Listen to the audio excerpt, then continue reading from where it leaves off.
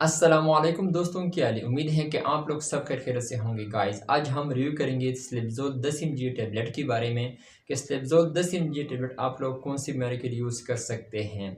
ज़ोलोपेटाडिम, ये इसका फार्मूला है। ये शाहीन फार्मा की है। ये आप लोगों को हर मेडिकल स्टोर से बआसानी से मिल सकता है। ये इंसोम्निया, बेख्वाबी के लिए इस्तेमाल की जाती है।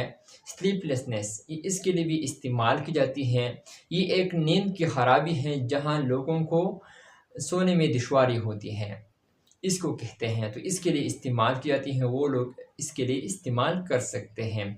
जिन लोगों को नींद आने में दुश्वारी होती है, जो पूरा रात जागते हैं, सोने नहीं देते किसी परेशानी की वजह से, या पूरा काम करने के बाद थके होते हैं, तो जब रात को घर आ जाते हैं तो उन लोगों को फिर आराम नहीं आता, तो उन लोगों के लिए बेहतरीन टैबलेट है। आप लोग इसके लिए इस्तेमाल कर सकते हैं। बेख्वाबी के बाद लोगों को चिड़चिड़ापन होती है, तो उन लोगों के लिए भी बेहतरीन टैबलेट है। आप लोग ये भी इस्तेमाल कर सकते हैं।